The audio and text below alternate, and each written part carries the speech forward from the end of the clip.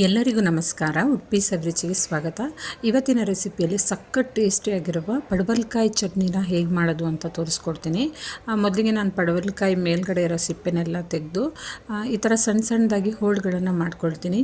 ಅದರ ಒಳಗೆ ಇರೋ ಬೀಜ ಏನಾದರೂ ಎಳೆದಿದ್ದರೆ ನೀವು ಅದನ್ನು ಯೂಸ್ ಮಾಡ್ಕೋಬೋದು. ಆದಷ್ಟು ಸಣ್ಣ ಸಣ್ಣದಾಗಿ ಇದನ್ನು ಹೋಳು ಮಾಡ್ಕೋಬೇಕು.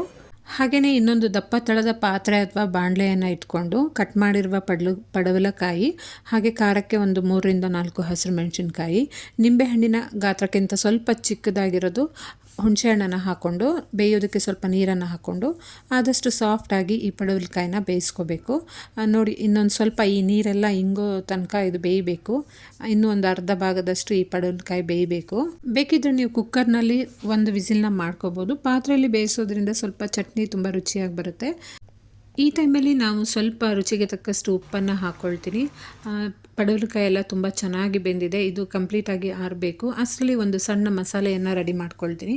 ಒಂದು ಪ್ಯಾನ್ಗೆ 1 ಚಮಚದಷ್ಟು ತೆಂಗಿನೆಣ್ಣೆ, ಹಾಗೆ 1 ಚಮಚದಷ್ಟು ಉದ್ದಿನಬೇಳೆ, ಖಾರಕ್ಕೆ ಅಥವಾ ಕಲ್ಲರ್ಗೆ ಬ್ಯಾಡಗಿ ಮೆಣಸಿನ್ಕಾಯಿನ ಹಾಕ್ಕೊಂಡಿದ್ದೀನಿ. ಸ್ವಲ್ಪ ಇಂಗನ್ನು ಹಾಕ್ಕೊಳ್ತಾ ಇದ್ದೀನಿ. ನೀವು ಖಾರನ ಹಸಿರು ಮೆಣಸಿನ್ಕಾಯಿ ಮತ್ತು ಕೆಂಪು ಮೆಣಸಿನ್ಕಾಯಿ ನಿಮ್ಮ ಖಾರಕ್ಕೆ ಅನುಗುಣವಾಗಿ ನೀವು ಹಾಕ್ಕೋಬೋದು. ಸೊ ಎಲ್ಲವನ್ನು ಚೆನ್ನಾಗಿ ಪರಿಮಳ ಬರೋ ತನಕ ಫ್ರೈ ಮಾಡ್ಕೊಂಡಿದ್ದೀನಿ.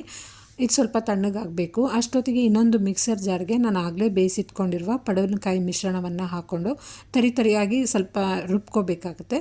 ಹಾಗೆ ಸ್ವಲ್ಪ ರುಬ್ಬಿದ ನಂತರ ನಾನೇನು ಫ್ರೈ ಮಾಡಿಟ್ಕೊಂಡಿದ್ದೆ ಅಲ್ಲ, ಆ ಮಸಾಲೆ ಮತ್ತು 1 ಕಪ್ನಷ್ಟು ತೆಂಗಿನಕಾಯಿ ತುರಿಯನ್ನು ಹಾಕ್ಕೊಂಡು ಆದಷ್ಟು ಗಟ್ಟಿಯಾಗಿ ಚಟ್ನಿಯನ್ನು ರುಬ್ಕೋಬೇಕು.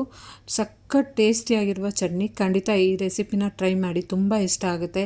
ಈ ಚಟ್ನಿ ಗಂಜಿ ಊಟಕ್ಕೆ, ಹಾಗೆ ಬರೀ ಅನ್ನದ ಜೊತೆ ಕಲಿಸ್ಕೊಂಡು ತಿನ್ನೋದಕ್ಕೆ, ಗೋಧಿ ದೋಸದ ಜೊತೆ ತುಂಬಾ ರುಚಿಯಾಗಿರುತ್ತೆ. ಇವತ್ತಿನ ರೆಸಿಪಿ ನಿಮ್ಗೆ ಇಷ್ಟ ಆದರೆ ನೀವು ಮನೇಲೊಮ್ಮೆ ಈ ಚಟ್ನಿನ ಟ್ರೈ ಮಾಡಿ, ಟೇಸ್ಟ್ ಮಾಡಿ. ಹಾಗೆ ನನ್ನ ಯೂಟ್ಯೂಬ್ ಚಾನಲ್ನ ಸಬ್ಸ್ಕ್ರೈಬ್, ಶೇರ್ ಮಾಡೋದನ್ನು ಮರಿಬೇಡಿ. ಫೇಸ್ಬುಕ್ ಪೇಜ್ನ ಫಾಲೋ ಮಾಡಿ. Thank you.